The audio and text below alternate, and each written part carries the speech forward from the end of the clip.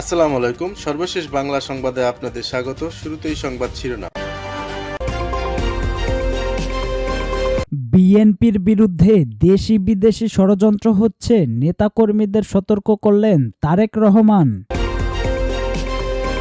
আওয়ামী লীগকে কোনো কর্মসূচি করতে দেওয়া হবে না, শফিকুল আলম। আওয়ামী লীগ ইতিহাসের কালপ্রিট রাজনৈতিক দল, থাকছে বিস্তারিত প্রতিবেদন। ঐক্যবদ্ধভাবে আওয়ামী লীগের বিষদাঁত উপড়ে ফেলতে হবে, রবিন।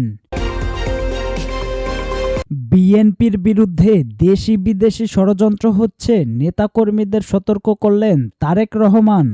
আগামী দিনের পথ মসৃণ নয় জানিয়ে বিএনপির ভারপ্রাপ্ত চেয়ারম্যান তারেক রহমান দলীয় নেতাকর্মীদের আবার সতর্ক করলেন।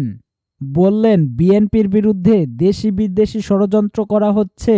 এ সকল ষড়যন্ত্র মোকাবেলা করে আমাদের ঐক্যবদ্ধ থাকতে হবে। সেই সঙ্গে জনগণের আস্থা নষ্ট হয় এমন কোনো কাজ না করতে বিএনপি নেতাকর্মীদের প্রতি আহ্বান জানান তিনি। তাদের উদ্দেশ্যে তারেক রহমান বলেন, মানুষের আস্থা ও ভালোবাসা অর্জনে বিএনপির লাখ লাখ নেতাকর্মীদের এক থাকতে হবে। এখন থেকেই প্রস্তুতি নিতে হবে। তারেক রহমান তার বক্তব্যে ফ্যাসিবাদ বিরোধী আন্দোলনে অংশগ্রহণকারী সব দলকে ঐক্যবদ্ধ থাকার আহ্বান জানান। বলেন, বিএনপির ৩১ দফা কেবল দেশ ও দেশের মানুষের জন্য। ৩১ দফার মাধ্যমে আমরা দেশের মানুষের শুভ পরিবর্তন ঘটাতে চাই, যেটি মানুষ প্রত্যাশা করে। এই পরিবর্তন কোনো জাদু বা ম্যাজিক নয় বলে আরও বললেন, জনগণের আস্থা ধরে রাখার জন্য নিজেদের পরিবর্তন করতে হবে, আমাদের মন মানসিকতার পরিবর্তন ঘটাতে হবে। তাই আমাদের ভাবনায় শুধু জনগণ, জনগণ ও জনগণ। শুধু তাই নয়, এই ৩১ দফা বাস্তবায়নের মাধ্যমে আমরা সকল মজলুম নির্যাতনের প্রতিশোধ নেব। জুলাই গণ অভ্যুত্থানের শহীদ ও গত ১৬ বছর গুম খুনের শিকার ভুক্তভোগী পরিবারের উদ্দেশ্যে তিনি বলেন, যারা আন্দোলন সংগ্রামে শহীদ হয়েছেন তাদেরকে রাষ্ট্রীয় মর্যাদা দেওয়া হবে। তালিকা করে শহীদ ও আহতদের খোঁজখবর নেওয়া হবে। আমরা বিগত দিনগুলোতে দলীয়ভাবে এসব পরিবারের পাশে দাঁড়িয়েছি। ক্ষমতায় গেলে রাষ্ট্রীয়ভাবে কাজ করার চেষ্টা করব। জুলাই গণ অভ্যুত্থানের শহীদদের স্মরণে নিজ নিজ এলাকায় সরকারি স্থাপনার নামকরণ করা হবে। তিনি বলেন, ৭১ সালের যুদ্ধের সময় কোনো দল বর্ডার টপকে ভারতে আমোদ প্রমোদ করে কাটিয়েছেন, আবার কোনো দল স্বাধীনতা যুদ্ধে বিরোধিতা করেছেন। দেশপ্রেম ইমানের অঙ্গ। দেশের মানুষের অধিকার রক্ষা করাও এই ইমানের মধ্যেই পড়ে। তারেক রহমান বলেন, স্বৈরাচার হাসিনা সরকারের আমলে ১৬ বছরে বিএনপি সহ বিরোধী রাজনৈতিক দলের নেতাকর্মীরা খুন, গুম, হামলা মামলার শিকার হয়েছেন। দেশ ও দেশের মানুষের অধিকার প্রতিষ্ঠার জন্য কর্মীরা নির্যাতনের শিকার হয়েছেন। জনগণের এই বিশাল অংশ বিশ্বাস করে, আগামীতে দেশের যদি ভালো কিছু হয় সেটা বিএনপির দ্বারাই হবে। স্বাধীনতার মহান ঘোষক শহীদ রাষ্ট্রপতি জিয়াউর রহমান দেশ গঠনে নিজেই মাঠে ঘাটে হেঁটে হেঁটে কাজ করেছেন। আমরা শহীদ জিয়ার সেই নীতি নিয়েই কাজ করতে চাই। আওয়ামী লীগকে কোনো কর্মসূচি করতে দেওয়া হবে না, শফিকুল আলম। জুলাই আগস্টের গণহত্যার বিচার না হওয়া পর্যন্ত আওয়ামী লীগকে কোনো রাজনৈতিক কর্মসূচি করতে দেওয়া হবে না বলে জানিয়েছেন প্রধান উপদেষ্টার প্রেস সেক্রেটারি শফিকুল আলম। তিনি আরও বলেন, একই সঙ্গে হত্যাকাণ্ডের জন্য তাদের জাতির কাছে ক্ষমা চাইতে হবে। ফেব্রুয়ারি মাসে বিভিন্ন ধরনের কর্মসূচি দিয়েছে আওয়ামী লীগ। এ ব্যাপারে সরকারের অবস্থান জানতে চাইলে শফিকুল আলম বলেন, অন্তর্বর্তীকালীন সরকার বাংলাদেশের জনগণের প্রতিনিধিত্ব করে। আমরা দেশকে সহিংসতার দিকে ঠেলে দেওয়ার কোনো ধরনের প্রচেষ্টাকে সুযোগ দেব না। খুনিরা কোনো প্রতিবাদ সমাবেশ করলে তার বিরুদ্ধে কঠিন জবাব দেওয়া হবে। আওয়ামী লীগকে রাজনীতি করতে হলে অবশ্যই গণহত্যার বিচারের মুখোমুখি হতে হবে এবং তাদের প্রকাশ্যে ক্ষমা চেতে হবে। তাদের রাজনীতি করতে হলে ক্লিন ইমেজ নিয়ে আসতে হবে।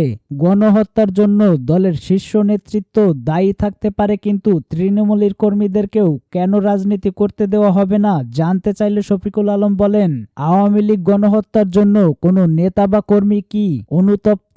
তারা কি এজন্য ক্ষমা চেয়েছে? কি হত্যাযজ্ঞ হয়েছে আপনারা দেখেছেন? ৭১টি শিশুকে হত্যা করা হয়েছে, হেলিকপ্টার দিয়ে তাদের ওপর গুলি চালানো হয়েছে, একজনও এজন্য অনুতপ্ত বা ক্ষমা চেয়েছে চায়নি। শফিকুল আলম বলেন, আওয়ামী লীগের কেউ এসে বলেছে হাসিনার এই কিলিং আমরা মানি না, আমরা একটা ক্লিন ইমেজের লিডারশিপ চাই।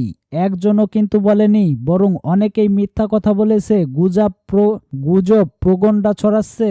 আওয়ামী লীগ ইতিহাসের কালপ্রিট রাজনৈতিক দল, থাকছে বিস্তারিত প্রতিবেদন। জাতীয় নাগরিক কমিটির যুগ্ম আহ্বায়ক সরোয়ার তুষার বলেছেন, আওয়ামী লীগ দেশের ইতিহাসের সঙ্গে ভয়ঙ্কর প্রতারণা করেছে। তারা গত ১৫ বছর অনেক গুরুত্বপূর্ণ ব্যক্তিদের ইতিহাস মুছে দিয়ে এক ব্যক্তি ও এক দল কেন্দ্রিক ইতিহাস তৈরি করেছে। আওয়ামী লীগ বাংলাদেশের ইতিহাসের কালপ্রিট রাজনৈতিক দল। বুধবার রাজধানীর বাংলা মোটরে সংগঠনের কেন্দ্রীয় কার্যালয়ে এক আলোচনা সভায় তিনি এসব কথা বলেন। যোগেন মণ্ডলের ১২২তম জন্মদিন উপলক্ষে দলিত হরিজন ও তফসিলি পরিষদ এবং জাতীয় নাগরিক কমিটির উদ্যোগে এই আলোচনা সভার আয়োজন করা হয়। আলোচনা সভায় উপস্থিত ছিলেন জাতীয় নাগরিক কমিটির যুগ্ম আহ্বায়ক ডক্টর আতিক মুজাহিদ। সরোয়ার তুষার বলেন, বিএনপি, আওয়ামী লীগ সহ সব রাজনৈতিক দল বাংলাদেশের দলিত হরিজন ও তফসিলি সহ বিভিন্ন সম্প্রদায়ের মানুষের শুধুমাত্র ভোট ব্যাংক মনে করে। আপনাদের নিজেদের অধিকার নিজেদের আদায় করতে হবে, রাজনৈতিকভাবে নিজেদের সুসংগঠিত করতে হবে। এজন্য প্রয়োজন গণপরিষদ নির্বাচন।